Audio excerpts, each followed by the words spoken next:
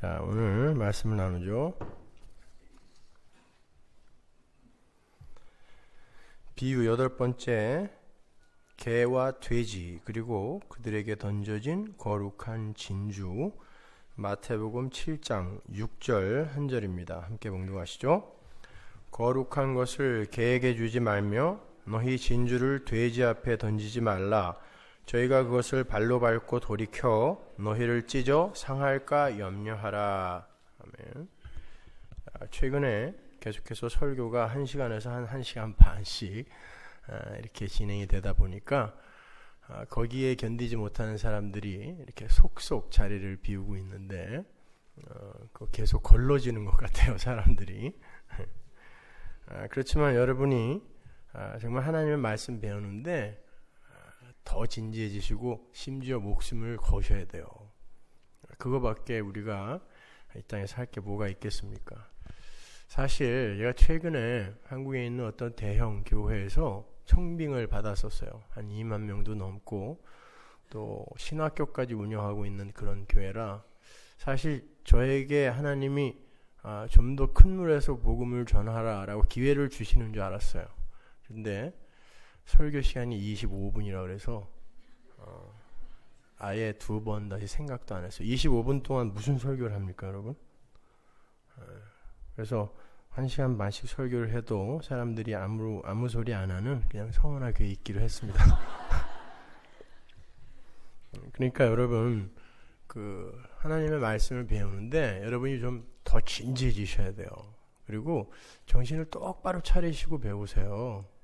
제가 일부러 여러분에게 하나를 가르쳐 드리려고 어떤 본문을 택하고 난 이후에 거기에 다른 예화나 예문들을 성경에서 찾아서 계속 대드리는 건 설교 한 편에서 여러분에게 좀 더 많은 것을 가르쳐 드리려고 애쓰는 거예요. 그러니까 지루하다고 생각하지 마시고 좀 정신을 똑바로 차리고 좀 잘 들어보세요. 여러분에게 분명히 유익합니다. 오늘은 예수님의 산상수훈 중에 들어있는 우리 짤막한 비유의 말씀인 개와 돼지의 비유에 대해서 공부를 하겠습니다. 혹자들은 이 말씀을 곡해해서 거룩한 하나님의 복음을 믿지 않는 자들에게 던지게 되면 오히려 해를 입게 된다라는 식으로 해석을 하는데 그건 정말 얼토당토한 해석이죠. 그럼 전도를 어떻게 합니까? 전도는 믿지 않는 사람들한테 하는 거 아니에요? 그 사람들한테 그러면 진주를 던지면, 거룩한 걸 던지면 우리가 늘 해를 입습니까? 그렇지 않잖아요. 지금 주님께서 언급하시는 개와 돼지는 믿지 않는 이들만을 지칭하는 게 아니에요. 이 말씀을 올바로 이해하기 위해서는 마태복음 6장에 염려에 대한 교훈에서부터 출발을 해서 이해를 하면 훨씬 용이합니다. 6장 25절로 가볼게요. 그러므로 내가 너희에게 이르노니 목숨을 위하여 무엇을 먹을까 무엇을 마실까 몸을 위하여 무엇을 입을까 염려하지 말라. 목숨이 음식보다 중하지 아니하며 몸이 의복보다 중하지 아니하냐. 공중의 새를 보라. 심지도 않고 거두지도 않고 창고에 모아들이지도 아니하되 너희 천부께서 기르시나니 너희는 이것들보다 귀하지 아니하냐. 너희 중에 누가 염려함으로 그 키를 한 자나 더할 수 있느냐. 또 너희가 어찌 의복을 위하여 염려하느냐. 들의 백합화가 어떻게 자라는가 생각하여 보라. 수고도 아니하고 길쌈도 아니하느니라. 그러나 내가 너희에게 말하노니 솔로몬의 모든 영광으로도 입은 것이 이 꽃 하나만 갖지 못하였느니라. 오늘 있다가 내일 아궁이에 던지우는 들풀도 하나님이 이렇게 입히시거든 하물며 너희가 보냐 믿음이 적은 자들아. 그러므로 염려하여 이르기를 무엇을 먹을까 무엇을 마실까 무엇을 입을까 하지 말라. 이는 다 이방인들이 구하는 것이라. 너희 천부께서 이 모든 것이 너희에게 있어야 할 줄을 아시느니라. 너희는 먼저 그의 나라와 그의 의를 구하라. 그리하면 이 모든 것을 너희에게 더하시리라. 그러므로 내일 일을 위하여 염려하지 말라. 내일 일은 내일 염려할 것이요 한날 괴로움은 그날의 족하니라. 이 뒤에 붙어있는 거란 말이에요. 그게 성경은 원래 장절이 없는 겁니다. 여러분, 성경이 기록된 이후에 1500년 후에 편집자에 의해서 찾기 편하게 하기 위해 장절이 붙은 거지 장절이 원래 붙어있는 게 아니에요. 그러니까 장절을 없다 생각하고 읽어버릇 하셔야 돼요. 성경은요. 왜 이게 이렇게 연결이 되어 있는지 한번 보시란 말이에요. 여러분, 사람이 염려를 하기 시작한 건 선악과를 따먹고 하나님의 땅에서 축출을 당한 이후부터죠.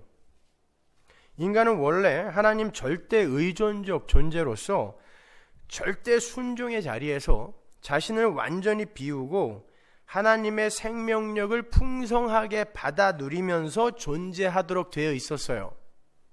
쉽게 그림을 그려드리면 인간은 포도나무이신 하나님에게 이렇게 접붙임을 받은 가지들처럼 줄기이신 하나님께서 공급하시는 하나님의 생명력으로만 존재하며 유지되어야 했던 거예요. 그러니까 인간은 존재 자체가 처음부터 집단적이에요. 개별적이지 않아요. 인간은. 그거 여러분이 잘 이해하셔야 돼요. 인간은, 특히 하나님의 백성은 절대 개별성을 챙기면서 살아서는 안 돼요. 내 잘난 멋에 살아서는 안 된다는 뜻입니다. 원래부터 집단적이에요. 인간이란 존재 자체가. 그러한 하나님을 머리로 한 집단적 존재, 그리고 그분의 통제에 의해서 엄격하게 철저하게 움직여지는 그 집단적 존재 안에 어떻게 염려가 있어요? 머리가 전지전능인데. 그렇죠? 그러니까 그 상태로 우리가 회귀되어지는 거예요. 그게 구원인 거예요. 근데 인간이 선악과를 따먹고 개별적 존재로 팍 흩어져 버렸단 말입니다. 그리고 개별적 존재로서의 자기 영광을 위해서 살게 된 거를 죄라고 하는 거예요. 원래 인간은 그렇게 살면 안 되게 되어 있단 말입니다. 전지전능하신 하나님이 당신의 지혜와 능력으로 순종의 자리에 내려가 있는 당신의 피조물들에게 가장 좋은 것을 주시기 위해 알아서 부으시는 곳이 하나님 나라예요. 거기에 무슨 염려가 있겠습니까? 나무가 튼실하면 가지는 아무 염려가 없는 거예요. 이 나무가 바로 하나님이란 말입니다. 그런데 인간이 피조물의 자리를 박차고 일어나서 가지의 자리를 벗어나서 선악과를 따먹은 뒤에 스스로의 안전과 행복을 자기가 챙겨보겠노라고 반란을 일으켰죠. 가지가 스스로 개별적인 포도나무가 되어보겠다고 반란을 일으킨 거예요. 나선 거예요. 집단적 존재가 개별성을 챙기기 시작한 거죠. 여러분, 교회는 절대 개별적으로 구원받지 않습니다. 창세전의 교회는 집단적으로 하나님의 백성으로 구원받는 거예요. 그때부터 인간은 자기들이 선악의 판단의 주체가 되어서 개별적으로 자기들이 선악의 판단의 주체가 되어서 자신들이 가치와 힘이라고 합의를 한 하나님이 아닌 이 세상의 것들로 스스로를 보호하고 또한 그것들을 쟁취함으로써 행복에 도달하려고 시도를 하죠. 왜? 머리가 떨어져 나가버렸거든요. 재물과 인기, 건강, 도덕, 윤리, 양심 등이 그러한 거예요. 인간들은 끊임없이 자신들이 만들어 놓은 세상의 힘과 가치를 쟁취하는 데에만 혈안이 되어 있어요. 열심히 일을 하기도 하고, 열심히 공부를 하기도 하고, 열심히 아름다움을 가꾸기도 하고, 열심히 착한 일도 하고, 열심히 사기도 쳐요. 아무튼 타락한 인간은 자신의 안전과 행복을 스스로 지키기 위해서 안간 힘을 써요. 그래서 그러한 것들이 욕심만큼 채워지지 않을 때 염려라는 것을 하게 되는 거예요. 그러니까 염려는 자신의 영광 챙기기에 나선 타락한 개별자들에게 있어서 필연적으로 찾아오게 되는 것이며, 개별자 자신의 뜻과 하나님의 뜻이 다름에서 오는 저주받은 감정이에요. 그게 바로 염려라는 겁니다. 그게 타락한 하나님의 나라예요. 그런데 하나님은 창세전에 택해 놓으신 당신의 백성들을 그 인간의 나라 속에 계속 묻어두실 수가 없어요. 그래서 예수 그리스도의 십자가를 통해서 당신의 백성들을 그 인간의 나라에서 건져내셨죠. 그게 집단적 교회란 말입니다. 교회. 그리고는 그들을 원래의 처음 자리인 하나님에게 접붙임을 당한 집단적 존재로 회귀를 시켜버리는 거예요. 따라서 교회는 이 역사 속에서 이 세상의 것으로 자신의 존재의 근거를 삼는다든지, 안전의 방책으로 삼는다든지, 행복의 조건으로 삼는 등의 타락한 나라의 존재 방식, 생활 양식에서 점점 벗어나게 되어서 종국에는 모든 걸 다 부정하고 기각해버리고 예수 그리스도의 은혜로만 사는 자로, 하나님이라는 머리에 접붙임을 당한 자로, 집단적 존재로 지어져 가게 되는 거예요. 그게 신앙생활입니다. 거기에서 염려가 사라지는 거죠. 내가 내 것을 챙기고 내 영광을 챙기는 데에 혈안이 되어 있을 때는 염려가 될 수밖에 없어요. 우리는 늘 부족하거든요. 늘 연약하기 때문에. 교회는 자신의 존재의 근거와 가치의 근거를 포도나무이신 하나님에게만 두는 자로 완성이 되어져 가야 되는 거예요. 거기가 하나님 나라예요. 그래서 주님은 하나님의 나라와 하나님 나라의 백성들의 삶의 현세적 형국을 설명하시는 산상수훈에다가 염려의 이야기를 집어넣은 거예요. 너희들에게 지금 왜 염려가 있는 줄 알아? 너희들이 세상 나라를 살기 때문이야. 너희들은 하나님 나라를 살아야 되는 하나님의 백성이거든 이라고 이야기를 하시는 거예요. 너희들은 세상의 힘과 가치로 너희들의 인기와 명성을 챙기고 너희들의 안전과 행복을 챙기는 그런 세상 나라 사람들이 아니라는 것입니다. 우리 교회는 이제 세상의 힘과 가치를 사용해서 자신들의 영광을 챙기는 이 세상 나라에서 벗어나서 하나님의 은혜로 경륜이 되는 하나님 나라 백성으로서 하나님의 영광을 위해서 사는 사람들이 되었다라는 거예요. 그러니까 그렇게 살아야 되는 것이고, 그렇게 살다 보면은 너희들이 갖고 있는 염려가 점점 사라지다가 결국은 완전히 사라진다는 거예요. 하나님이 너희 삶을 완전히 장악하고 먹어버릴 때에 그때 너희들의 염려는 다 사라지게 된다라는 것입니다. 그러니까 교회는 더 이상 이 역사 속에서의 자신의 가치 챙기기나 개별적 존재 챙기기, 그리고 개별적인 착함 챙기기에 조바심 낼 이유가 전혀 없는 거예요. 여러분은 집단적 존재이기 때문에 여러분의 개별적 착함이 하나님 나라의 백성의 됨에 조금도 기여를 못한단 말입니다. 그러므로 이제 이 세상에 먹을 것, 마실 것, 입을 것으로 염려하는 걸 이제 그치고 하나님 나라의 백성답게 이미 하나님이라는 나무에 접붙임을 받은 하나님 나라의 백성답게 그분으로부터 그분의 생명력을 공급받으라는 거예요. 하늘의 떡을 먹으라는 거예요. 이 땅의 떡에 연연하지 말고, 그리고 자신의 선악 판단에 의해서 스스로의 안전과 행복을 챙기는 이 세상 나라가 아닌 하나님의 은혜만을 붙드는 그 하나님 나라를 구하라는 거예요. 그게 그의 나라와 그의 의를 구하라는 것입니다. 아울러 우리 스스로 착한 일을 행하고 선한 삶을 추구하여 만들어내려고 하는 인간 측에서의 의, 그게 우리의 의잖아요.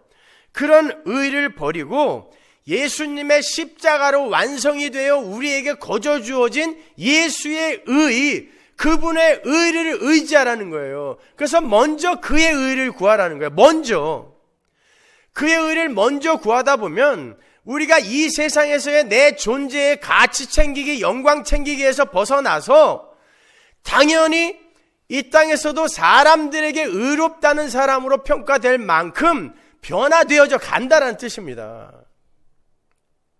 그러니까 먼저 챙기라는 거예요. 먼저. 자, 그 하나님 측에서 마련하신 의를 바울이 이렇게 묘사를 해요. 로마서 3장 21절. 이제는 율법 외에 하나님의 한 의가 나타났으니 율법과 선지자들에게 증거를 받은 것이라. 율법이 뭐예요? 인간이 지켜서 하나님 앞에 내어놓으려고 했던 거죠. 간음하지 않고, 살인하지 않고, 거짓말하지 않고, 인간이 지켜서 하나님에게 내놓으려고 했던 게 인간 측에서 의란 말입니다. 그런데 하나님의 의가, 다른 의가 나타났어요. 그게 율법과 선지자들에게 증거를 받은 건데 뭐예요? 예수 그리스도란 말입니다. 예수의 의, 그 의를 붙들어야 가는 거지. 여러분이 율법을 다 지킨다고 해서 못 가요. 왜? 못 지키니까. 다 지키다가 하나만 못 지켜도 전부 못 지킨 걸로 쳐준다고 했기 때문에 못 지킨단 말입니다. 22절. 곧 예수 그리스도를 믿음으로 말미암아 모든 자에게 미치는 하나님의 의인이 차별이 없는 의다. 그러니까 헨리 나우엔이나 김대두나 손양원 목사님이나 그들이 갖고 간 의는 다 똑같은 의라 말입니다. 평생 살인만 하다간 김대두의 의나 그렇게 죽도록 고생을 하다간 손양원 목사님의 의나 똑같은 의인 거예요. 왜? 자기 의가 아니라 예수의 의를 갖고 간 거거든요. 교회가 이걸 오해하고 있단 말입니다. 그러니까 율법은 인간들 스스로 자신들의 자존심과 영광을 챙기는 수단으로서의 인간들의 의인 거고요. 십자가가 바로 하나님이 준비하신 의라는 거예요.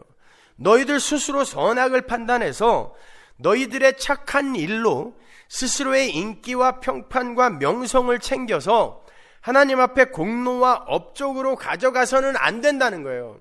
그런데 인간들은 아무리 순수한 마음을 먹으려고 해도 그걸 자기 자신에게 점수를 주게 되어 있어요. 하나님의 은혜를 모르는 한에 있어서는. 그건 안 된단 말입니다, 여러분. 인간은 예수 그리스도의 의를 전가받지 않으면 그 누구도 그 어떤 착함과 업적과 공로를 내어놓을지라도 지옥의 유황불을 모면할 수 없어요.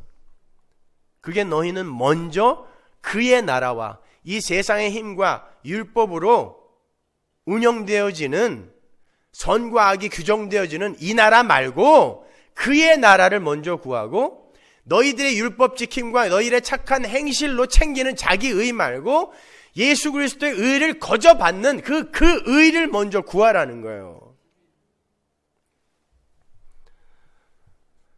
그렇게 여전히 이 세상의 힘과 권세로 자신의 안전과 행복을 챙기고 스스로가 선악의 주체가 되어서 도덕적, 윤리적, 종교적 열심에 의해서 자신의 영광을 챙기려고 하는 사람들로부터 필연적으로 나오게 되는 게 뭐겠습니까? 내가 높아져야 되니까 내 영광 챙기기 위해서는 필연적으로 다른 일을 어떻게 해야 돼요? 비판해야 돼요. 그래서 거기에 비판이 딱 붙어 있는 거예요. 염려 이야기 바로 아래에 비판의 이야기가 붙어 있는 거예요. 그게 마태복음 7장 1절 아닙니까? 여러분, 내 영광을 챙기기 위해서 나의 잘남을 입증하고 나의 영광을 드러내기 위해서는 다른 이의 못남을 입증해야 돼요. 거기서 필연적으로 나오는 게 뭐냔 말이에요. 비판이란 말입니다.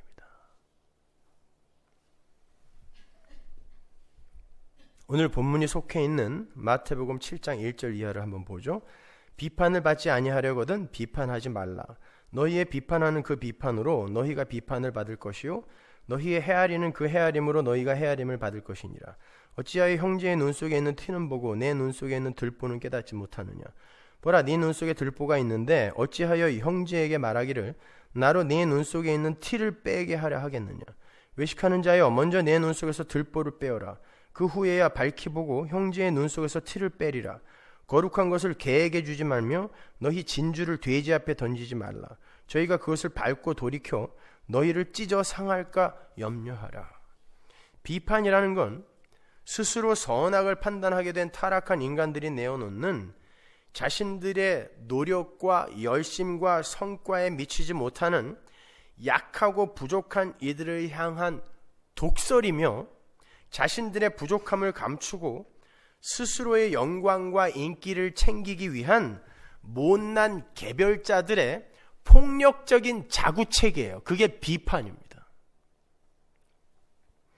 왜냐하면 타락한 인간의 세상에서는 하나님의 은혜가 아닌 스스로의 능력으로 자신의 안전과 인기와 명성과 영광과 행복을 챙겨야 되기 때문에 나 아닌 다른 이들이 나보다 훨씬 월등함을 소유하거나 나보다 더 잘난 이들이 나 자신에게 열등감을 주는 걸 견딜 수가 없어요.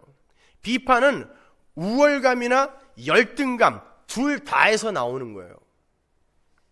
그리고 내가 성취해 놓은 업적에 미달하는 이들에게 나 자신을 자랑해서 나의 영광을 취하고 싶어하는 것이 타락한 아담들의 본성이기 때문에 자기보다 연약하고 모자란 사람들을 향해 폭력적 판단을 거침없이 퍼붓는 거예요. 왜? 그들을 낮춰야 내가 높아지거든요. 그게 죄인들의 나라입니다. 그것이 성경이 말하는 비판의 본질이에요. 잘 새겨 들으셔야 돼요. 하나님은 지금 모든 비판을 금하시는 게 아닙니다. 하나님 자신이 지금 비판하지 말아라라는 말로 비판하고 있잖아요. 그런 비판하지 말라는 게 아니에요. 성경에는 거짓 선지자들, 거짓 복음, 그거는 가차없이 비판해서 몰아내라 그랬단 말입니다. 그리고 그런 이들을 칭찬했단 말이에요. 그런 비판하지 말라는 게 아니라 내 영광 취하기 위해서 네 행위와 율법에 의해 판단하는 그 비판하지 말라는 거예요. 근데 대부분 우리의 비판은 전부 내 잘남을 입증하기 위한 비판이란 말입니다. 그럴 거면 하지 말라는 거예요. 그건 은혜의 나라에서 절대 있어서는 안 되는 거란 말입니다, 여러분. 이렇게 하나님의 영광을 무시하고 자신의 영광을 챙기려 하는 타락한 아담 속에 들어있는 세상의 아담 군상들은 너나 할 것 없이 모두 자신의 영광을 챙기기 위한 저주받을 비판밖에 할 줄 모르는 자들로 태어나요. 아예 생내적으로 처음부터 모든 이들이 다. 거기에는 단 한 사람도 예외가 없어요. 타락한 인간은, 아담 속의 인간들은 모두 자기 자신을 하나님으로 섬기며 사는 자들이기 때문에 그래요. 사무엘하 12장에 보면 충신 우리아의 아내를 밧세바를 강간한 다윗이 나단의 이야기를 듣는 대목이 나오죠. 어떤 부자가 자신의 양도 많은데 이웃집에 딱 한 마리밖에 없는, 양이 한 마리밖에 없는 그 가난한 집의 양을 뺏어다가 자기 집 손님을 대접한 이야기를 해줘요. 그때 다윗이 나단에게 분노합니다. 그놈이 누구냐? 죽여라! 그리고 4배로 갚아줘라 그래요. 그때 나단이 그게 너다 이야기합니다. 여러분 보세요. 충신 우리아를 살해해버리고 그 우리아의 아내를 겁탈하여 애까지 베게 했습니다. 들보죠. 자기 눈에 들보예요. 그런데 누가 양 한 마리 뺏어갔다고 그 티끌 같은 잘못을 지적하여 죽여라! 이게 바로 죄성이라는 거예요. 인간의 죄성. 이게 비판이라는 것입니다. 모든 인간은 그럴 준비를 갖추고 있어요. 그리고 그렇게 살고 있단 말입니다. 지가 잘못한 건 전부 로맨스예요. 남들이 요만큼 잘못하면 전부 죽일 짓이죠. 모든 인간이 그 자리에 있단 말입니다, 여러분. 중요한 건 인간들이 다른 사람들을 판단할 때 기준과 근거로 삼는 게 바로 율법이라는 거예요. 율법은 선한 겁니다. 율법을 전부 지켜내면 하나님 나라에 당당히 들어갈 수 있어요. 자기 힘으로. 전부 지켜내면. 그러나 하나님 이외에 하나님의 율법을 모두 지켜낼 수 있는 존재는 없어요. 율법은 자기를 죽여서 원수를 살려내는 이웃 사랑을 뿌리로 하고 있어요. 율법을 꽉꽉 짜가지고 한 단어로 줄이면 사랑이잖아요. 예수님이 말씀하셨잖아요. 율법과 선지자를 두 문장으로, 두 가지로 축약시켜 주세요. 그랬을 때 뭐라 그랬어요? 주 너의 하나님을 목숨 걸고 사랑하고 네 이웃을 내 몸처럼 사랑하라. 그게 율법이거든요. 그런데 자기의 영광을 취하고, 자기가 스스로의 영광을 취하고 자기 존재 챙기기, 자기 가치 챙기기, 그것만 혈안이 되어 있는 인간이, 타락한 인간이 어떻게 그 율법을 지켜요? 흉내는 낼 수 있어요. 세계관과 가치관이 변하지 않은 상태에서 행동 양식만 바꾸어 겉만 번드르르한 그러한 행동 양식, 그러한 행위들은 내놓을 수 있어요. 그러나 세계관과 가치관까지 바뀐 상태에서 그 행위를 다 내어놓을 수 있는 죄인은 없단 말입니다. 그래서 절대 율법은 못 지켜요. 이 땅에 태어나는 모든 죄인은 오히려 이웃을 죽여서 그 피로 자신의 배를 채워야 하는 좀비 같은 존재들이에요. 그런데 어떻게 자기를 죽여서 남을 살립니까? 그건 안 되는 거예요. 그래서 그렇게 선한 율법이 자신의 영광을 위해서, 자신의 자존심을 지키기 위해서 자신의 모든 것을 올인하여 사는 이들에게 주어지게 되면 어떻게 돼요? 가치관과 세계관은 변하지 않은 상태에서, 왜? 여전히 날 위해야 되니까 행동 양심만 근사하게 바꾸어서 이걸로 다른 일을 치는 데 사용한단 말입니다. 그게 비판인 거예요. 무슨 말인지 이해가 가세요? 그거 하지 말라는 거예요. 그거 하지 말라는 거예요. 하나님께서 인간들에게 율법을 주신 이유는 그걸 지켜서 자신의 잘남을 입증해 보라고 주신 게 아니라, 왜 인간은 하나님이 마련하신 하나님의 의만을 의지할 수밖에 없는지를 깨닫고 하나님의 은혜의 십자가 뒤로 꽁꽁 숨으라고 주신 거예요, 율법은.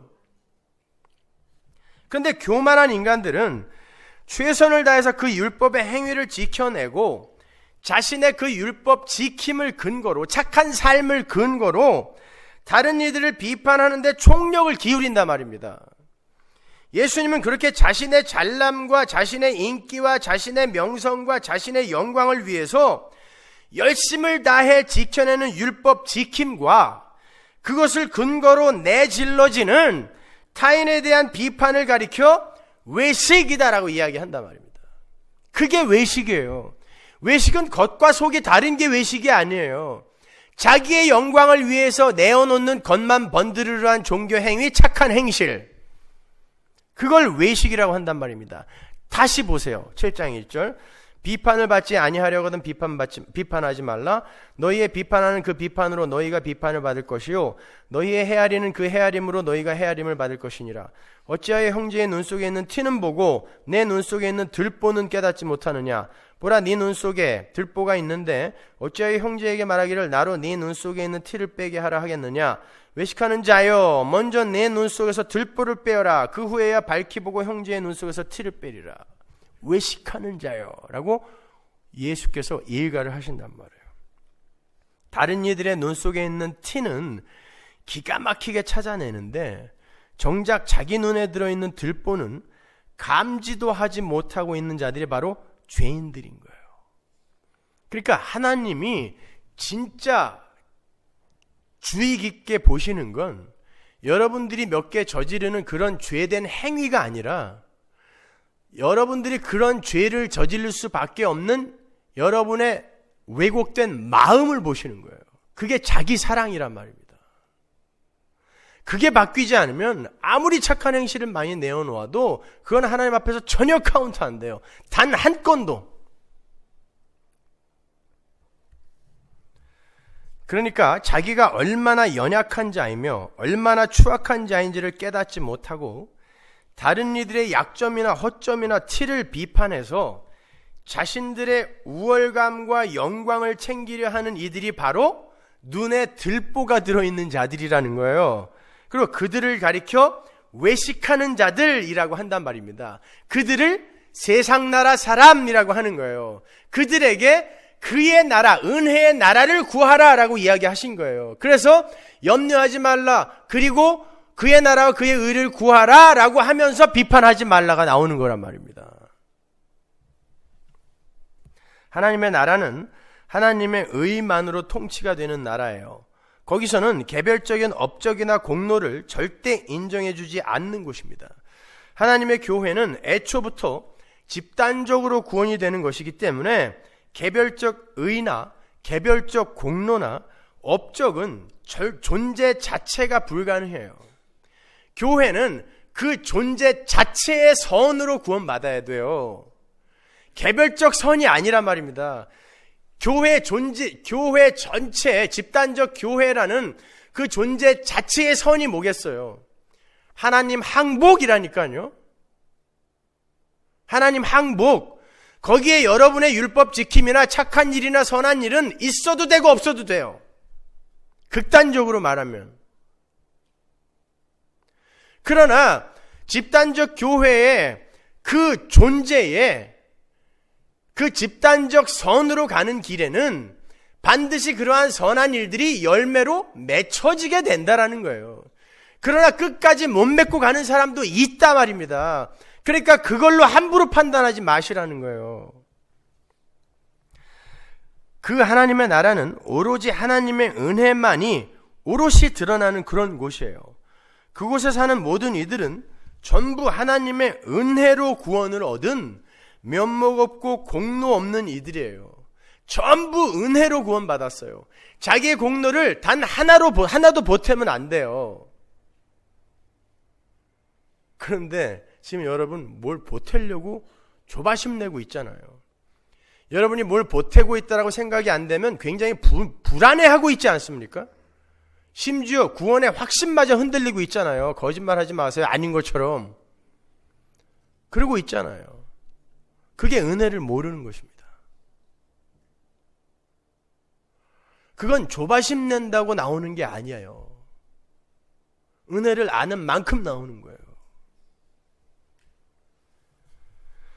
자, 그러한 면목 없고 공로 없는 이들이 모여있는 곳에, 그 교회에 어찌 다른 일을 비판하는 일이 나올 수 있겠느냐라는 말이에요. 불가능한 거 아닙니까? 은혜를 아는 하나님 나라에서, 그의 의를 아는 나라에서 어찌 비판이 나오냐 말이에요. 나의 영광을 취하기 위한 비판이 어찌 나오냐 말입니다. 근데 예수님 당시 바리새인들을 비롯한 모든 인간들이 이렇게 살았어요. 누가복음 18장 11절. 바리새인은 서서 따로 기도하여 가로되 하나님이여 나는 다른 사람들 곧 토색, 불의, 간음을 하는 자들과 같지 아니하고 이 세리와도 같지 아니함을 감사하나이다. 나는 일에 2번씩 금식하고 또 소득의 11조를 드리나이다 하고. 바리새인이 하나님께 기도를 하는데 그가 어떤 사람이냐면 토색도 안 하고 욕심 부리지 않는다는 뜻이에요. 불의, 부정직하지도 않다라는 거예요. 정직했다라는 거예요. 욕심도 안 부렸고 정직했다는 거예요. 간음도 하지 않았어요. 그리고 일주일에 2번씩 금식했고요. 11조를 꼬박꼬박 했대요. 종교적으로 도덕적으로 너무 열심이고 너무 깨끗하고 너무 성실하고 너무 훌륭한 사람 아니에요? 우리 다 지금 이거 추구하고 있는 거 아닙니까? 욕심 부리지 말아야지, 거짓말하지 말아야지, 간염하지 말아야지, 나쁜 짓 하지 말아야지, 11조 열심히 해야지, 금식 자주 해야지, 구제해야지, 선교해야지. 이거 다 우리가 하고 있는 거 아니에요. 근데 뭐가 잘못이라고 이는 의롭지 못하다라고 예수님께 욕을 먹었을까요? 그가 한 모든 착한 행위가, 모든 열심이 하나님의 영광을 위하고 하나님의 은혜에 대한 감사에서 나온 게 아니라 세리라는 어떤 자와의 비교 상대적 우월감을 누리고 자신의 깨끗함과 종교적 열심을 자랑하기 위해서 나온 것이라는 게 하나님의 노여움을 유발해 낸 거예요. 그렇게 자신의 자랑과 자신의 유익과 자신의 영광을 챙기기 위한 깨끗함과 종교적 열심은 반드시 이렇게 다른 이들을 향한 비판으로 이어지게 된다라는 말입니다. 그래서 이가 세리를 욕하고 있는 거예요. 지금 비판하고 있는 거예요. 저놈 같지 않아서 감사합니다. 근데 주님은 네가 더 나쁜 놈이다 그러고 있단 말입니다. 그리고 그렇게 하나님의 율법의 본질인 사랑과 은혜로 풀어내지 못하고 자신을 자랑하고 남을 비방하는 데 쓰는 자들은 반드시 하나님의 비판을 받게 된대요. 그게 하나님의 심판입니다. 율법을 근거로 하여 남을 비판하는 자는, 자기의 착한 삶을 근거로 남을 비판하는 자는 하나님에 의해 하나님의 기준으로 심판받는다는 거예요. 죽습니다. 그는 반드시 죽어요. 그게 너희가 하는 비판으로 너희가 비판을 받을 것이다. 너희가 하는 헤아림으로 너희가 헤아림을 받을 것이다 라는 말씀인 거예요. 예수님은요, 인간의 토색, 불의, 간음 때문에 심판하시는 거 아니에요. 그러니까 김대두도 천국 가는 것입니다. 그러니까 다윗도 천국 가는 거예요. 그러나 하나님이 심판하시는 게 있어요. 그게 뭐냐면 자기 숭배입니다. 자기 사랑. 근데 자기 사랑, 자기 숭배를 위해 간음 안 하고 토색 안 하고 거짓말 안 하고 욕심 부리지 않은 거 착한 일이지만 요것 때문에 지옥 간단 말입니다. 간음 안 해서 지옥 가요. 거짓말 안 해서 지옥 갑니다. 착한 일 너무 많이 해서 지옥 가요. 이해를 잘 하셔야 돼요. 여러분, 복음은 그렇게 자유로운 거예요. 그렇게 풍성하게 우리를 덮는 것입니다. 그런데 온통 교회가, 특히 개혁주의 교회는 전부 이 율법에 묶여갔고요. 자기들이 사회를 정화하고 모든 걸 개혁할 수 있다는 거죠. 세상에 영향력을 끼치며 살자는 거 아닙니까? 어떤 영향력을 미치자는 거예요? 우리 인간은 이 정도 해낼 수 있다라는 영향력? 그게 죄이며 악이라는 것입니다. 여러분, 자기 사랑이 들보예요. 그 들보로 토색, 불의, 간음이라는 티끌을 마구 지적하는 거. 그게 하루살이를 걸러내고 약대를 삼키는 모습이란 말입니다. 들보를 눈에 끼고 남의 눈에 티끌을 찾아내는 일이란 말이에요. 그게. 야고보서 4장 11절 보세요. 형제들아, 피차에 비방하지 말라. 형제를 비방하는 자나 형제를 판단하는 자는 곧 율법을 비방하고 율법을 판단하는 것이라. 네가 만일 율법을 판단하면 율법의 준행자가 아니요 재판자로다. 입법자와 재판자는 오직 하나시니 능히 구원하시기도 하시며 멸하기도 하시느니라. 너는 누구간데 이웃을 판단하느냐? 네가 누군데 이웃을 비판하느냐? 라는 뜻이에요. 비판, 똑같은 단어거든요. 네가 도대체 누구냐? 근데 무엇으로 누구를 비판하냐? 네가 이야기하는 거예요. 그렇다면 우리에게 어떻게 하라는 거예요? 우리더러 그 들보를 빼라는 것입니까? 우리가 스스로 우리 눈에 들어있는 그 들보를 뺄 수 있다면 우리는 스스로 자력구원을 이룰 수 있는 전능자가 되는 거죠. 그럼 불가능해요. 우리 눈에 들어있는 그 들보는 아담이 선악과를 따먹은 직후 인간들의 눈에 쑥 들어와 버린 거예요. 그 들보가 뭔지 한번 볼까요? 창세기 3장 5절. 너희가 그것을 먹는 날에는 너희 눈이 밝아 하나님과 같이 되어 선악을 알 줄을 하나님이 아심이니라. 요게 들보입니다. 인간이 지들의 눈이 밝아져서 선악의 분별을 지들이 세운 기준으로 해버리는 거예요. 그리고 그것으로 판단해버리는 게 들보라 말입니다. 여자가 그 나무를 본즉 먹음직도 하고 보암직도 하고 지혜롭게 할 만큼 탐스럽기도 한 나무인지라. 여자가 그 실과를 따먹고 자기와 함께한 남편에게도 주며 그도 먹은지라. 이에 그들의 눈이 밝아, 진짜 밝아졌어요.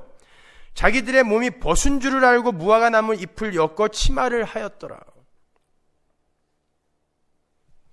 인간이 선악과를 따먹자 눈이 밝아져서 선과 악을 스스로의 기준으로 판단하기 시작했어요. 근데 예수님이 오셔서 그걸 뭐라고 이야기하죠? 니들이 본다고 하는 자, 눈이 밝아졌다고 하는 자는 눈이 먼 거고, 니들이 못 본다, 소경이다 하는 자들이 하나님에 의해 눈을 뜨게 될 것이다 라고 이야기한단 말입니다. 원래 자리로 돌아가라는 거예요. 니들이 뭔데 니들의 기준으로 선악을 판단하냐는 것입니다. 선과 악의 판단은 하나님만 한다는 거예요. 야고보서. 하나님이 선하다고 하는 걸 선으로 인정하고 하나님이 악하다고 하는 걸 악으로 인정해야 되는 피조물들이 지들이 뭔데 지들이 만들어 놓은 율법과 도덕으로 누구를 악하다 누구를 선하다 함부로 규정하느냐는 거예요. 그건 안 된다는 것입니다, 여러분. 그건 착각인 거예요. 인간들이 그렇게 스스로의 기준으로 선과 악을 규정하고 그것을 근거로 서로의 행위를 판단하고 비방하며 그러한 것들을 잘 지키는 모습을 훌륭한 인간상으로 추앙하는 것 자체가 눈에 들보가 들어있는 자들의 삶인 것입니다. 그게 바로 외식하는 자이며 그게 개와 돼지라는 거예요. 드디어 오늘 본문까지 온 거죠. 비판을 하지 말라는 말씀을 하시던 주님이 갑자기 개, 돼지 이야기를 꺼내세요. 거룩한 것과 진주를 그들에게는 절대 주지 말래요. 이게 연결이 되세요? 여기에서 거룩한 것과 진주는 여러분이 아시다시피 하나님의 은혜를 담은 은혜의 복음이고 그러한 하나님의 은혜를 죄인들에게 전하러 오신 성령을 가리키는 거예요. 그건 저의 추론이 아니라 성경에 명확히 기록되어 있는 거예요. 오늘 본문과 바로 밑에 붙어있는 내용을 한번 연결해서 보자고요. 거룩한 것을 개에게 주지 말며 너희 진주를 돼지 앞에 던지지 말라. 저희가 그것을 발로 밟고 돌이켜 너희를 찢어 상할까 염려하라. 구하라. 누구에게는 주지 말아라 그래놓고 금방 밑에다가 구하라 그래요. 누구에게는. 그러면 너희에게 주실 것이요. 찾으라 그러면 찾을 것이요. 문을 두드리라 그러면 너희에게 열릴 것이니 구하는 이마다 얻을 것이요. 찾는 이가 찾을 것이요.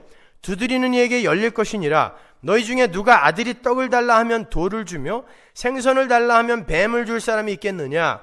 너희가 악한 자라도 좋은 것으로 자식에게 줄 줄 알거든 하물며 하늘에 계신 너희 아버지께서 구하는 자에게 좋은 것으로 주시지 않겠느냐.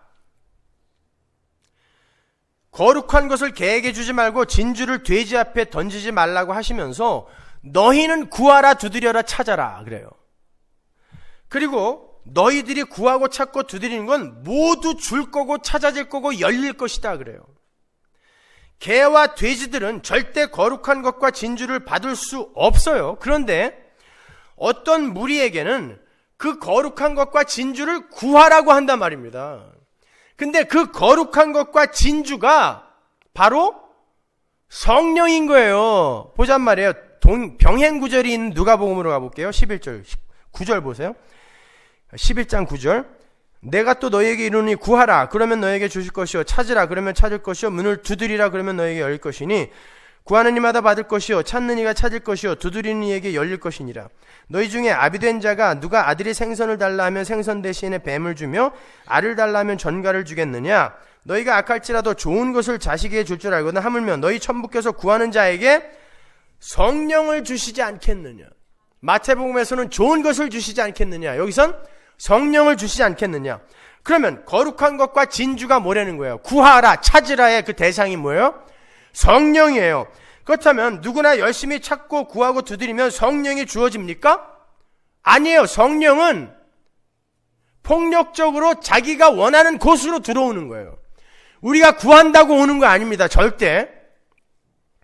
그렇다면 지금 주님이 무슨 말씀을 하시는 거예요? 이 이야기의 핵심은 구하라, 두드려라, 찾으라에 있는 게 아니라 주신다에 있는 거예요. 준다에 있는 거예요. 그래서 이 구하라의 구절들은 그 밑에 붙어있는 황금률이라는 얼토당토한 이름이 붙어있는 그 내용과 함께 이해를 해야 되는 거예요. 그건 황금률 아닙니다. 마태복음 7장 12절 보세요. 그러므로 무엇이든지 남에게 대접을 받고자 하는 대로 너희도 남을 대접하라. 이것이 율법이요 선지자니라. 성령을 구하라. 그러면 줄 것이다 라고 하신 주님께서 갑자기 그러므로 말을 이어가세요. 이 그러므로를 여러분이 이해하세요? 그러므로. 왜 여기서 그러므로가 나오냔 말입니다. 그리고 그 뒤에 소위 황금률이라고 하는 네가 남에게 대접을 받으려면 먼저 남을 대접하라가 나온단 말이에요.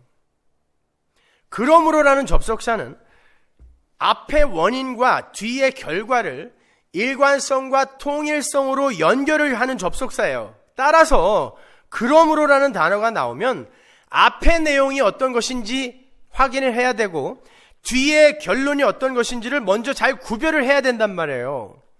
이 12절을 올바로 해석을 하기 위해 그러므로의 앞부분, 즉 원인의 부분을 찾아내야 되는데 바로 그 앞에서 찾다 보면 전혀 찾을 수가 없어요. 뭐가 그러므로, 원인이 뭔데 그러므로예요. 거기서 그러므로 남을 구하라 찾으라 그래놓고 갑자기 그러므로 대접을 받고 싶으면 대접하라? 이게 연결이 되냐고요. 그러면 그러므로의 앞부분, 원인 부분은 어디 딴 데 있을 거 아닙니까?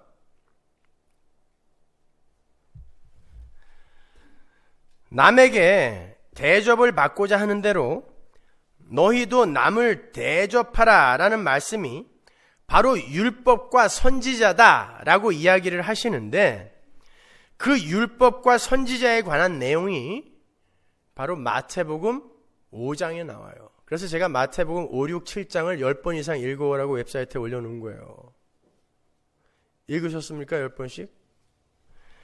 마태복음 5장 17절 보세요. 내가 율법이나 선지자나, 여기에 나오죠. 그죠? 율법이나 선지자나 폐하러 온 줄로 생각지 말라. 폐하러 온 것이 아니요 완전케 하려 함이로라. 진실로 너에게 이르노니 천지가 없어지기 전에는 율법의 1.1획이라도 반드시 없어지지 아니하고 다 이루리라. 그러므로 누구든지 이 계명 중에 지극히 작은 것 하나라도 버리고 또 그같이 사람을 가르치는 자는 천국에서 지극히 작다 일컬음을 받을 것이요 누구든지 이를 행하며 가르치는 자는 천국에서 크다 일컬음을 받으리라. 내가 너희에게 이르노니 너희 의가 서기관과 바리새인보다 더 낫지 못하면 결단코 천국에 들어가지 못하리라. 이건 율법을 다 행하면서 가르쳐라라는 말이 아니에요. 그렇게 할 수 있는 존재는 아무도 없다라는 걸 이야기하기 위해서 지극히 작은 거 하나라도 버리면 큰 자 아니다라고 이야기하는 거예요. 그리고 율법, 바리새인이나 서기관들의 의보다 더 크지 못하면, 그들보다 더 살아내지 못하면, 더 잘 살아내지 못하면, 그들이 가진 의보다 더 큰 의를 가지지 못하면 천국에 못 들어간다라고 이야기를 하는 거예요. 그렇게 당신처럼 율법의 지극히 작은 것 하나도 버리지 않고 행하며 가르치는 자가 천국에서 큰 자라는 걸 이야기하는 거예요. 그러니까 큰 자는 누구다? 예수 하나밖에 없어요. 제가 세례 요한의 이야기를 예로 들어서 천국에서 큰 자는 누구라 그랬어요? 천국에서는 이 세례 요한보다 작은 자가 없다. 천국에서는 근데 모두 큰 자다 그랬잖아요. 근데 그 큰 자는 어떻게 세례 요한보다 큰 자예요? 예수 안에, 진짜 큰 자이신 예수 안에 연합되어 구원받았기 때문에 큰 자란 말입니다. 이렇게 천국의 큰 자는 예수님밖에 없어요. 예수님이 모든 율법을 다 행하시고 완성하셨으며 가르쳤어요. 오직 그분만 큰 자예요.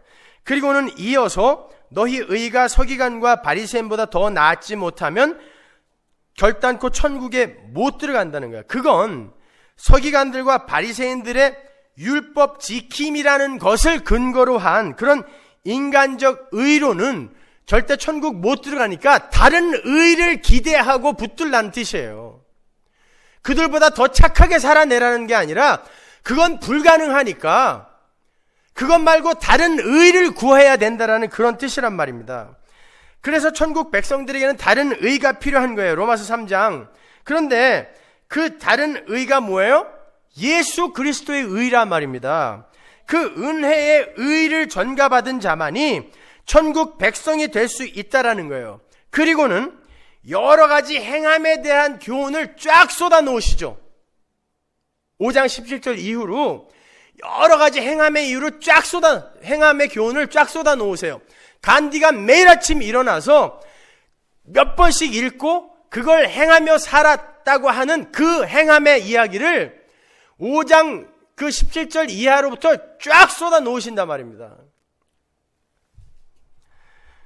살인에 대한 교훈, 간음에 대한 교훈, 이혼, 맹세, 원수사랑, 구제, 기도, 금식, 재물, 하나님 나라와 하나님 나라의 의, 염려, 비판, 그리고 거룩한 것과 진주를 구하는 문제, 그리고 쭉 나열하시고 그러므로 이게 율법과 선지자다 그런단 말이에요. 이제 조금 이해가 가세요? 자, 율법과 선지자는 내가 완전케 하러 왔다 그랬어요. 5장 17절에서 내가 완전케 하러 왔다. 그리고는 쭉 나열해요. 우리에게 요구하는 그 무시무시한 요구들을 쫙 나열하고 이게 율법과 선지자다 그래요. 근데 이게 율법과 선지자다 바로 그 앞에 뭐냐면 남에게 대접을 받기 위해서는 네가 먼저 남을 대접하는 게 율법과 선지자다예요. 그럼 무슨 말이에요? 내가 율법과 선지자를 완전케 하러 왔어. 내가 율법을 완성하러 왔어. 니들은 도저히 안 되기 때문에 내가 율법을 완성하고 마치러 왔어. 이제 율법의 시대 가고 은혜의 시대, 예수님의 의의 시대, 의를 붙들어야 하는 은혜의 시대를 열러 왔어. 그리고 이게 율법과 선지자인데, 어떤 게 율법과 선지자면은 내가 남에게 대접을 받기 위해 내가 먼저 너희를 대접한 게 율법과 선지자다라는 거예요. 그러면 그 가운데 들어있는 살인에 대한 거, 간음에 대한 거, 거짓말에 대한 거, 비판에 대한 거, 그 모든 일을 우리에게 요구하는 거예요. 예수님이 하시겠다는 거예요. 그분이 하셨다는 것입니다. 그래서 그러므로가 나오는 거예요, 거기에서. 아직 조금 이해가 안 가시겠지만 조금만 더 들어보세요. 확실히 이해를 시켜드릴게요. 앞에 장황하게 나열되어 있는 예수님의 명령은 전부 율법과 선지자에 의해 요구되었던 것들이에요. 그런데 예수님이 그걸 내가 완전케 하러 왔다라고 말씀하셨어요. 예수님이 다 지키시고 완성하시겠다는 거예요. 그래서 그리고 나서 내가 너희들에게 전가시켜 주겠다는 거란 말입니다. 로마서 10장으로 가보세요. 2절. 내가 증거하노니 저희가 하나님께 열심히 있으나 지식을 쫓은 것이 아니라 하나님의 의를 모르고 자기 의를 세우려고 힘써 하나님의 의를 복종치 아니하였느니라. 그리스도는 모든 믿는 자에게 의를 이루기 위하여 율법의 마침이 되셨대요. 보시다시피 하나님의 의를 모르는 인간 측의 열심은 전부 헛거라는 거예요. 지금 너희는 먼저 그의 나라와 그의 의를 구하라부터 지금 내려오는 거예요.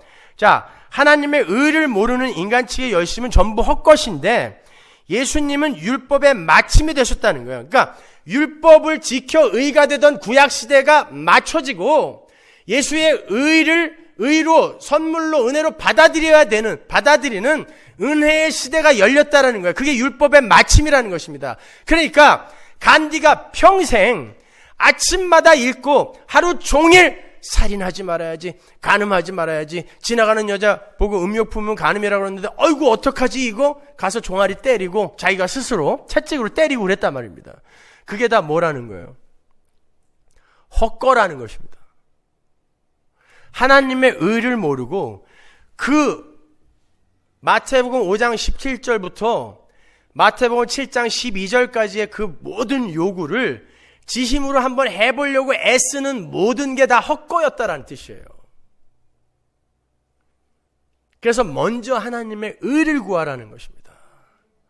그리고 나서 하더라도 하라는 거예요.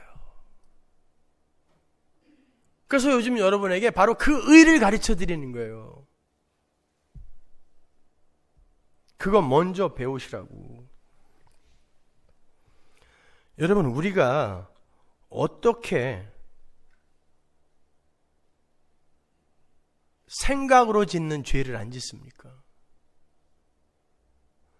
어떻게 형제를 보고 밥통아, 라가라 부르면 지옥불이 그에게 임한다는데 그 일을 어떻게 우리가 지켜요?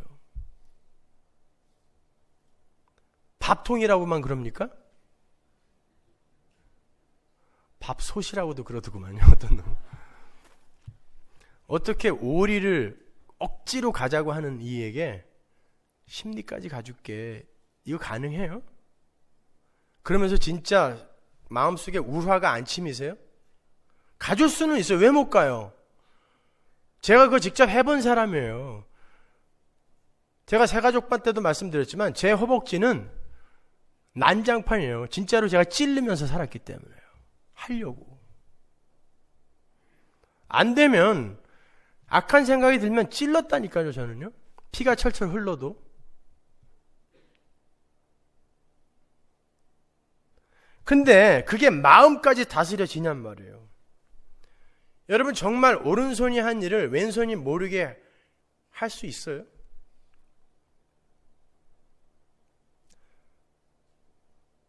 오른손을 시켜서 이 일을 시켜야지 그럴 때 이미 알죠, 얘가.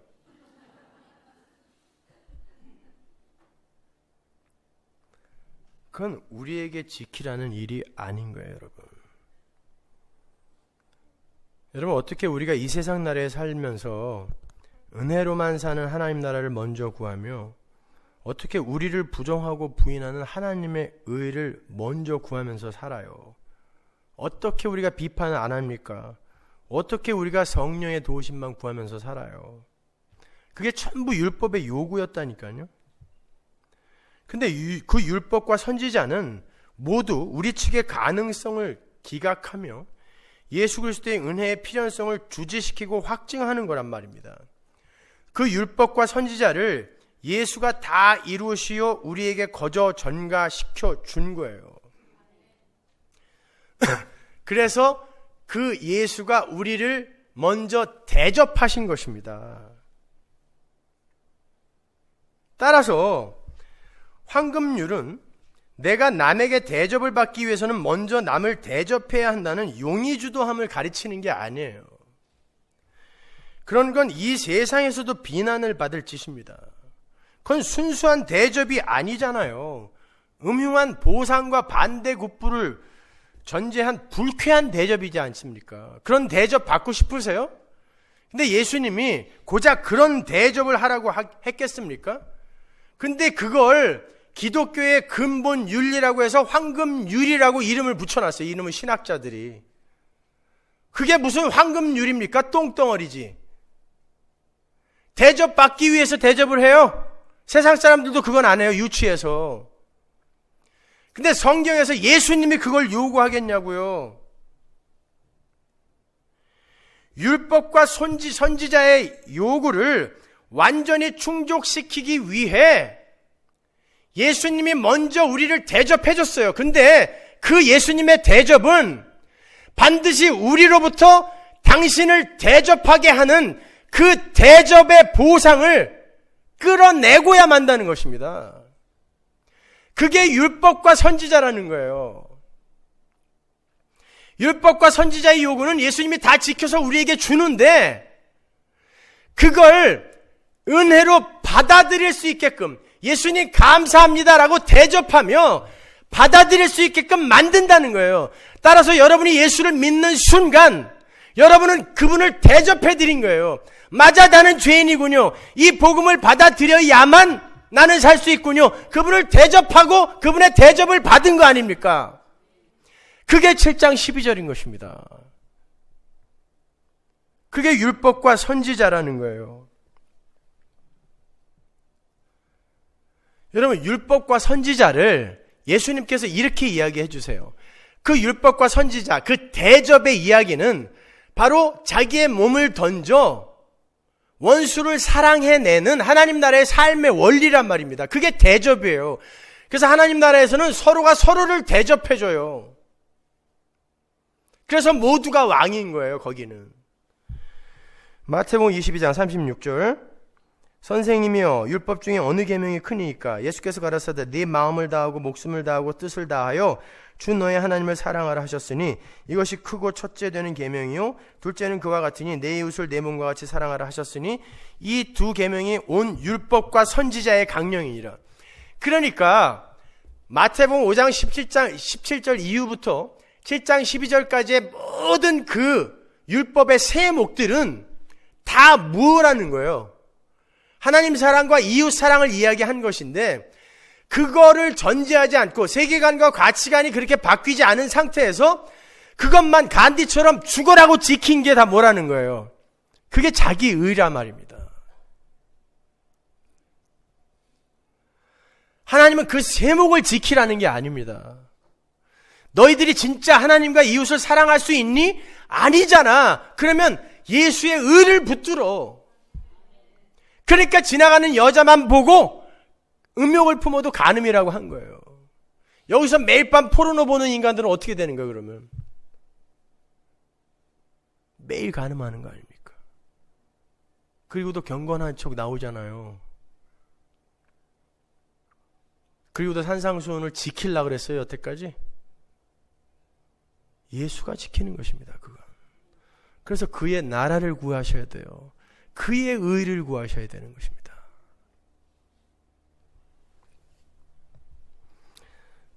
자, 그 율법과 선지자는 말씀드린 대로 대접을 해준 자에게 대접을 받기 위한 성취예요. 그렇다면 우리가 내어놓아야 할 예수님에 대한 대접이 어떤 건지 한번 보자고요. 먼저 예수님이 우리를 어떻게 대접했는지 보세요. 마가복음 10장 45절. 인자에 온 것은 섬김을 받으려 함이 아니라 도리어 섬기려 하고 자기 목숨을 많은 사람의 대속물로 주려 함이니라. 이게 우리에 대한 예수님의 대접이죠. 목숨을 주셨어요. 대접하셨어요. 우리는 어떤 대접을 해야 되는지 보자고요. 요한복음 1장 11절. 그가 자기 땅에 오매 자기 백성이 영접지 아니하였으나 영접하는 자 곧 그 이름을 믿는 자들에게는 하나님의 자녀가 되는 권세를 주셨으니. 이게 대접이에요. 영접이. 그냥 그분을 믿는 거예요. 믿어드리는 거예요. 이게 대접이에요. 그 이야기 하는 거예요, 지금. 우리가 예수님의 은혜를 인정하고 받아들인다는 건 우리의 행위나 우리의 공로를 전면 부인한다는 거 아닙니까? 그리고 우리의 소원과 기대가 버려지는 것을 의미하는 거예요. 그게 십자가에 죽으신 예수를 받아들이는 거고 대접해 드리는 거예요. 그러나 십자가에 달리신 예수를 거부한다는 거, 여전히 나를 의지한다는 것은 자신들의 야망과 세상적 소원을 포기하지 못한다는 거죠. 그러니까 이 세상 것을 위해서 교회에 나오는 인간들은 지금 예수님을 푸대접하는 거예요. 대접하는 거 아닙니다. 그들 예수 믿는 거 아니에요. 영접한 사람 아닙니다.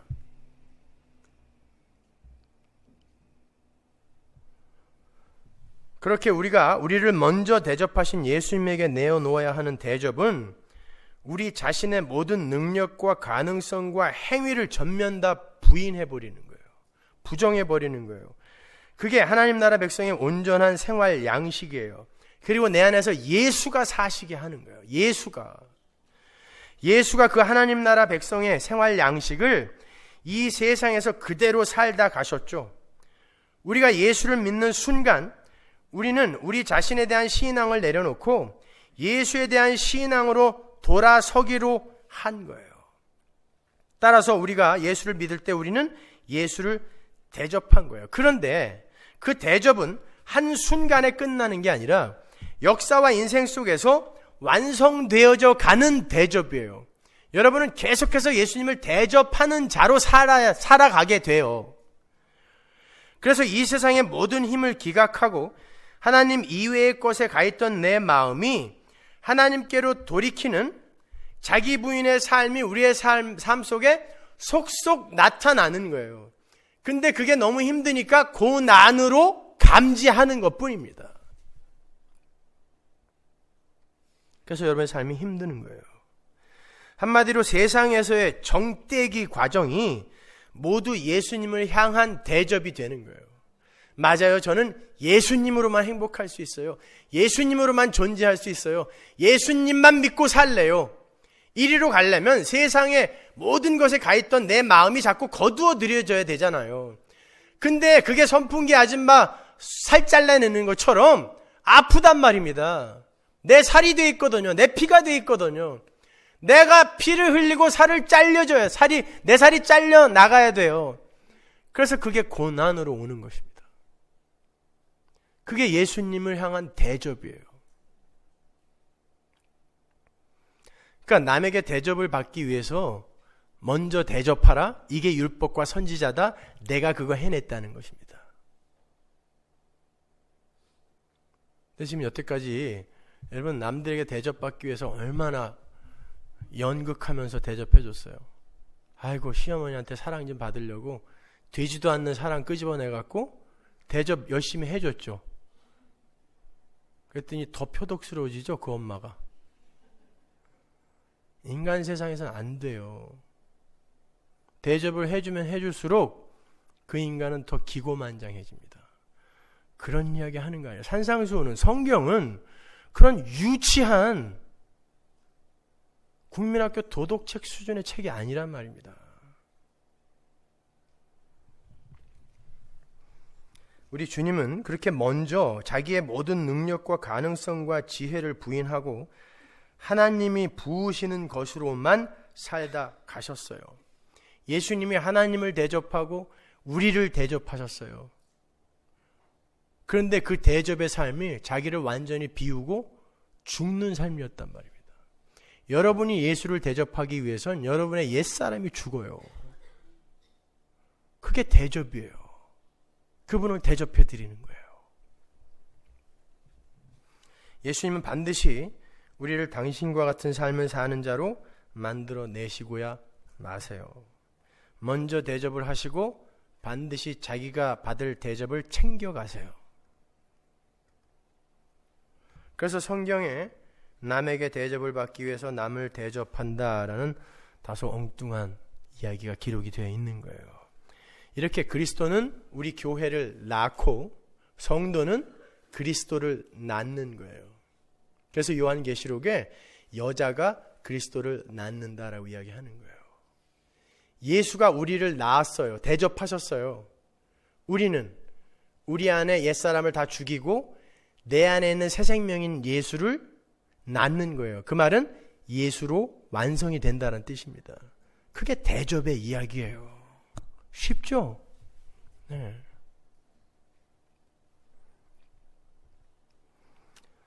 자, 여러분, 예수님의 십자가에 의해 먼저 하나님 백성 대접을 받은 자들은 예수님에게 믿음이라는 대접을 내어놓게 되는 거예요. 믿음은 전적인 신뢰요, 전적인 자기 부인이요, 전적인 의뢰요, 전적인 의존인 거예요.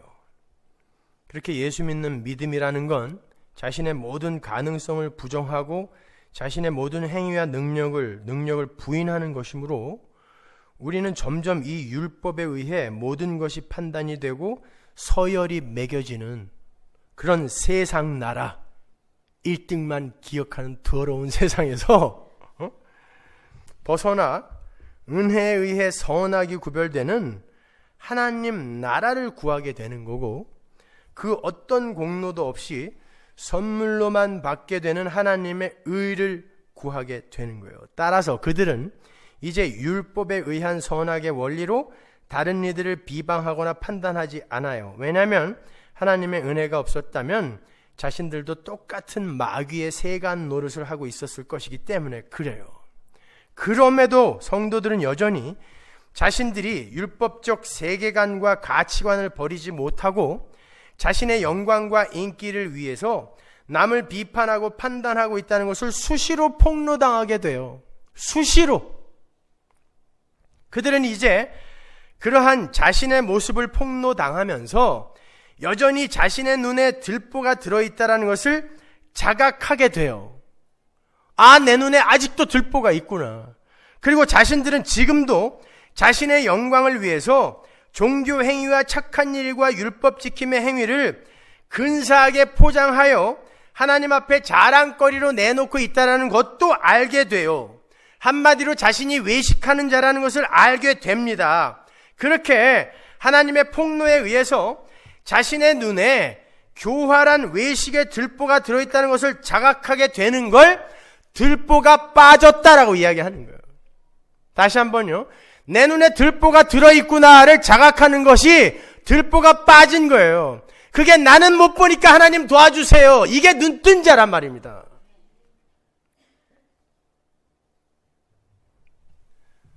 그러니까 들보가 빠지는 건 우리 자신이 깨끗하고 순결하게 업그레이드가 되는 게 아니라 우리 눈에 들보가 들어있다는 것을 알고 인정하게 되는 거예요.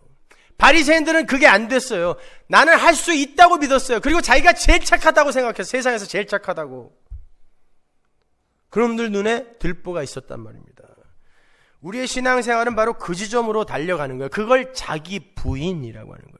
아, 내 눈에 들보가 있구나. 마찬가지예요. 개와 돼지는 거룩한 것, 진주, 즉 하나님의 은혜의 선물을 인정하려 들지 않죠. 그게 왜 중요한지 전혀 몰라요. 요즘은 애견인들이 많아서 실제로 개 생일에 개에게 보석 목걸이를 선물하는 이들이 많다고 하는데요. 개들이 그 보석의 소중함을 압니까 모릅니까? 금방 물어뜯어요. 제가 지난주에 장례식을 2군데를 갔는데요. 한 군데 가보니까 어떤 사람이 개 장례식을 거기서 치르는데 십자가를 세워놨어요. 거기다가. 십자가는 그런 데 세우는 거 아닙니다. 아무리 개가 좋아도 그렇지. 십자가는 하나님의 백성들 위해 쓴 거예요. 개는 먹으라고 준 거고.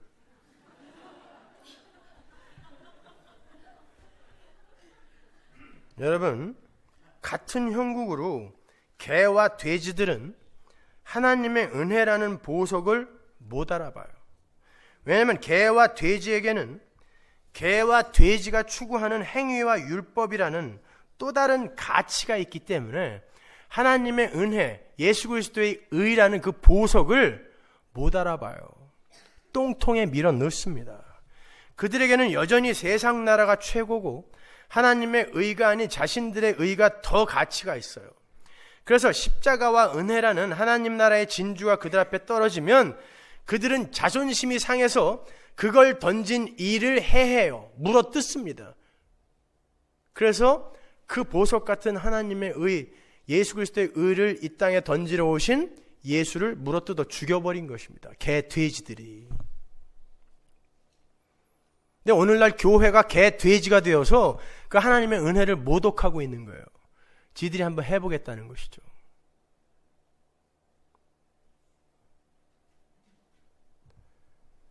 시편 49편 20절 보세요. 존귀에 처하나 깨닫지 못하는 사람은 멸망하는 짐승 같도다.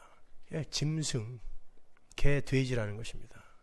존귀한 걸 줬는데 그거 못 알아먹고 지들 힘으로 뭐 해보겠다라는 게 짐승이라는 거예요. 개, 돼지. 그런데 율법과 선지자를 예수가 완성했어요. 그래서 개와 돼지에게 거룩한 것과 진주가 폭력적으로 마치 족쇄처럼 채워져 버렸어요. 뚫고 들어와 버렸어요. 진주가, 은혜가, 복음이, 예수가 뚫고 들어와 버렸단 말입니다. 성령이 뚫고 들어와 버렸어요. 그들은 눈에서 들보가 빠진 자들이 되는 거예요. 그러한 그들에게는 자신들이 비판밖에 할 줄 모르는 자들이며 여전히 은혜라는 보석을 갖고도 여전히 자기 인기 챙기기, 자기 존재, 자기 가치 챙기기, 자기 영광 챙기기, 이런 거에 여념이 없었다라는 것을 폭로당하고 자각하게 돼요. 거기서 통곡하게 되는 거예요. 그리고는 하나님의 은혜가 아니었으면 저 어떻게 될 뻔했습니까? 라고 내 안에 이미 들어와 있는 그 은혜와 성령을 구하게 되는 거예요.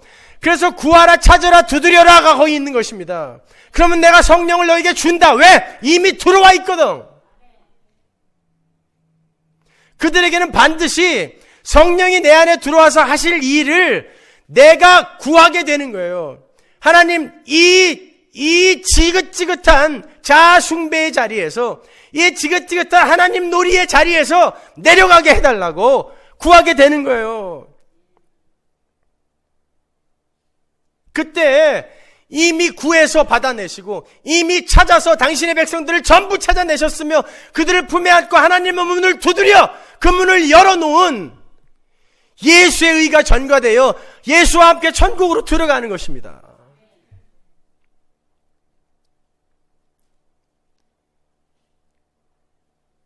근데 뭐가 그렇게 안달이세요? 뭐가 그렇게 절망적입니까? 뭐가 그렇게 불쾌하세요? 왜 그렇게 하나님을 원망하십니까? 도대체 뭐가 안 됐기에, 뭐 때문에 그렇게 염려하고 계세요?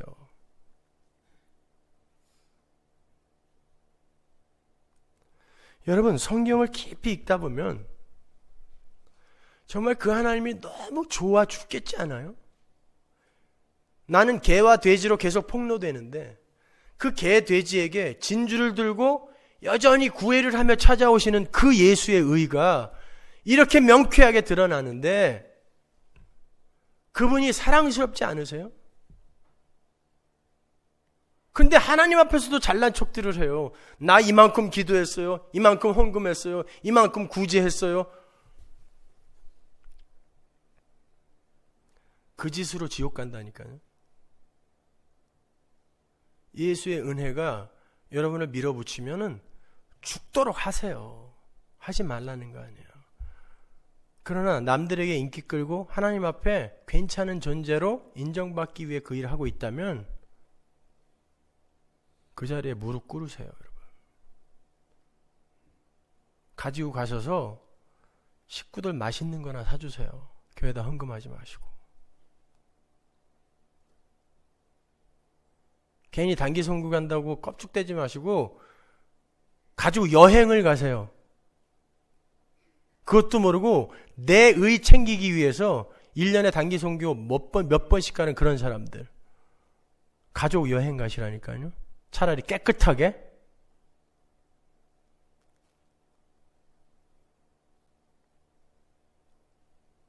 여러분, 복음은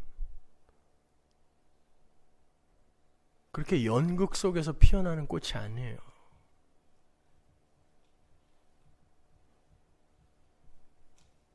우리의 영광 챙기기, 착함 챙기기, 가치 챙기기, 거기에 농락당하지 않습니다. 하나님은.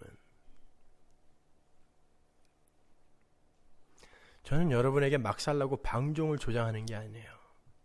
하나님의 은혜를 아는 이들은 그 방종이 고통스러워서 그렇게 살고 있으면서도 그 고통 때문에 지옥의 고통을 맛보게 되어 있어요. 그렇게 못 살아요. 저는 하나님의 백성들에게만 설교하고 있어요, 지금.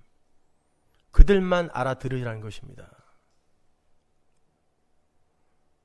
막 살려면 알아서 막 살든가.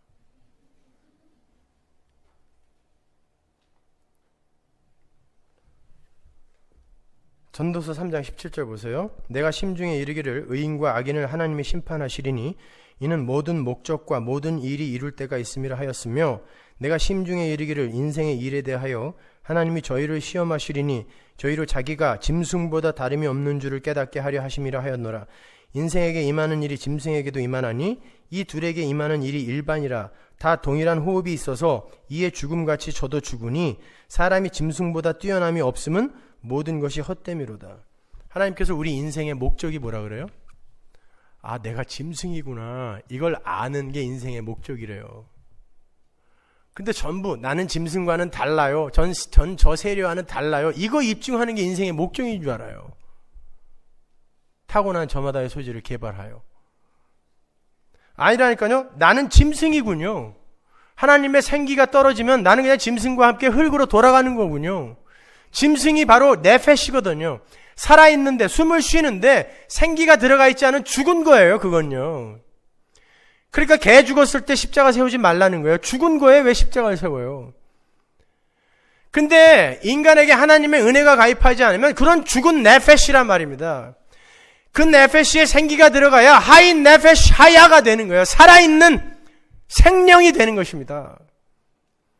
나는 하나님의 은혜를 입지 않으면 그냥 죽은 흙이군요. 난 짐승이군요. 개군요. 돼지군요. 이거 알고 가는 거예요. 그래서 여러분의 인생 속에서 개, 돼지의 삶을 자주 폭로당하셔야 되는 거예요. 맞구나. 진짜 난 개, 돼지가 맞구나. 그거 알고 가는 거예요.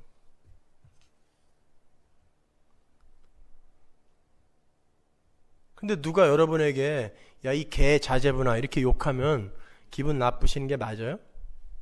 맞아요. 저는 개 자제분이 맞아요. 누가 나를 개 취급도 안 한다. 맞아요. 나는 하나님의 은혜가 떠나면 그냥 죽은 흙이에요. 근데 개 대접이라도 해주면 괜찮은 거예요, 그게요. 우리가 자기 부인이 되면 그 자리로 내려가게 되어 있어요. 그게 힘드니까 그걸로 눈물 흘리라는 거예요. 그걸로 엉뚱한 걸로 이거 고쳐주세요, 뭐 저거 해주세요, 소원 들어주세요, 이걸로 울지 말고 그건 점점 더 이 돼지 우리 속에서 개 돼지로 더욱더 화려하게 살게 해주세요. 이거 아닙니까? 좀비의 나라에서 더욱더 화려한 좀비가 되게 해주세요. 이거 뭐예요? 확실히 더 썩혀주세요. 이거 아니에요? 더 훌륭하고 멋있는 좀비 되게 해주세요. 더 어그러지고 썩혀주세요. 이거 아닙니까? 여기서 왕 되게 해달라는 게. 교회가 그러고 앉아있어요. 이 세상에서. 죄 허물로 죽었다며 죽은 자들의 세상에서 삐까뻔쩍하게 벼슬한 자리 하면서 떵떵거리면서 살게 해달라는 것이죠. 에휴, 참 정말. 그러니 몇만 명 있는 교회 가서 설교해봐요. 몇 명이나 알아듣겠어요. 그러니까 안 가는 거예요. 차라리 알아듣느니 조금 더 있는 여기가 낫지. 여러분, 성도는 개와 돼지에서 멋진 슈퍼맨이나 배트맨으로 업그레이드 되는 게 아니에요. 개, 돼지의 자리에서 하나님의 은혜를 확 드러내고 그 영광의 하나님의 은혜의 십자가를 그냥 꽉 붙들어 버리는 그러한 자들이 바로 성도의 올바른 자리인 것입니다. 우리 안에 그 귀중한 보석이 들어있는데 우리 여전히 개, 돼지처럼 산 거 인정하세요. 그 귀한 보석 방구석에 밀어놓고 세상이 토해내온 그 토설물, 배설물, 그 똥덩어리 속에 뒹굴며 살았던 우리 인정하시란 말입니다. 하나님, 내가 개, 돼지 맞습니다. 그런데 내 안에 보석을 심어주셨으니 이게 왜 은혜입니까? 하나님을 찬양하란 말이에요. 그리고 하나님께 감사를 드리시란 말입니다, 여러분. 베드로후서 2장 22절. 참 속담에 이르기를 개가 그 토하였던 것에 돌아가고 돼지가 씻었다가 더러운 구덩이에 도로 누웠다 하는 말이 저에게 응하였도다. 우리 이렇게 살았잖아요. 하나님이 씻어 놓으면 도로 돼지 우리로 들어가고, 풍성한 말씀의 식탁 차려놓으면 개가 토해 놓은 세상의 가치로 돌아가서 그거 먹느라고 정신 못 차리고. 그러니까 설교 조금 길게 하면은, 야, 이거 맛대가리도 없는 걸 이렇게 배 터지게 맨날 맛있는 게 얼마나 많은데, 개가 토해 놓은 곳으로 가는 거죠. 빨리 가서 비디오 봐야 되는데, 빨리 가서 골프 쳐야 되는데, 개가 토해 놓은 곳으로 돌아가는 인간들.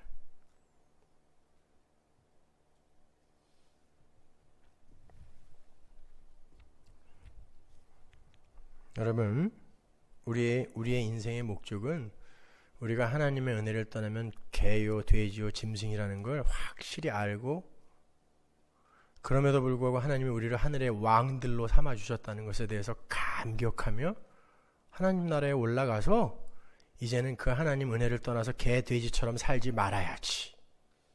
그거 배우고 가면 되는 거예요.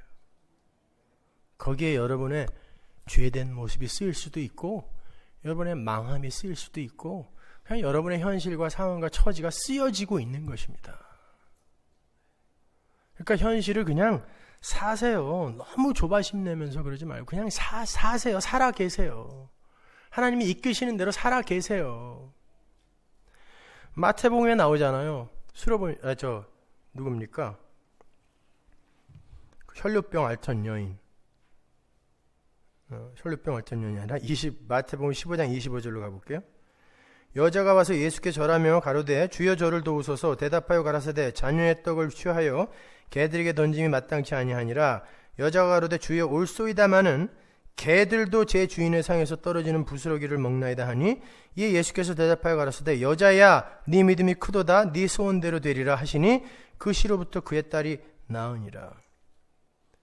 자신이 개라는 걸 통렬하게 자각하는 여인이 있었어요. 그랬더니 예수님이 네가 바로 내 백성이구나 이렇게 세우셨단 말입니다. 그 잘난 유대인들이 이방인들을 개, 돼지 취급했죠. 근데 예수님은 꼭 그 사람들을 건져내세요. 과부 중에서도 이방 과부를 건지시고, 문둥병자 중에서도 나아만 이방 사람을 건지셨죠. 내가 개라는 걸 아는 자들이 하나님의 은혜를 입은 자들입니다.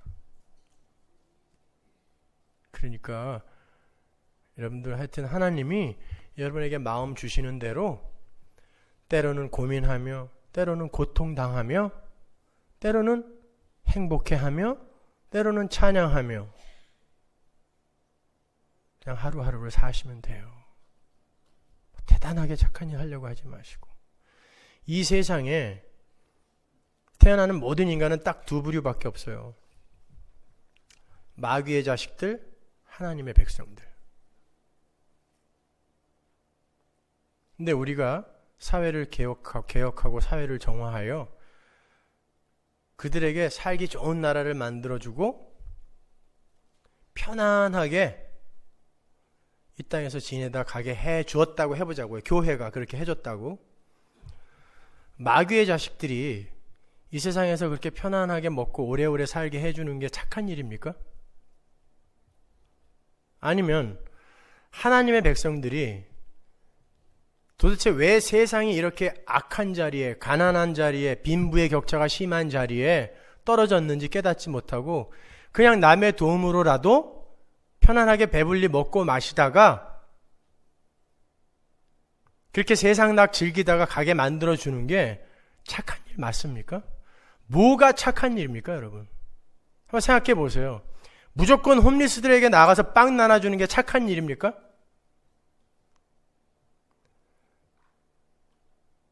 그래서 빵도 이제 골라 먹는 시대가 됐어요, 홈리스도. 그 일을 하는 게 착한 일인가요?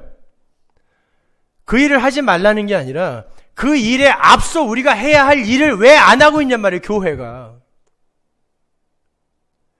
그 하나님의 은혜를 밝히고 그 은혜를 붙들지 않으면 이 세상은 죽을 수밖에 없고 멸망당할 수밖에 없다라는 그것을 왜 본인도 자각하지 못하고 있냐고요. 나도 그걸 자각하지 못하고 있으면서 왜 여기저기 뭘 들고 나가서 뭘 하겠다는 것입니까? 한번 생각해 보세요. 어떤 게 착한 건지, 하나님 앞에 어떤 게 착한 건지, 뭘 해드려야 착한 일인지 생각을 해보시라고요.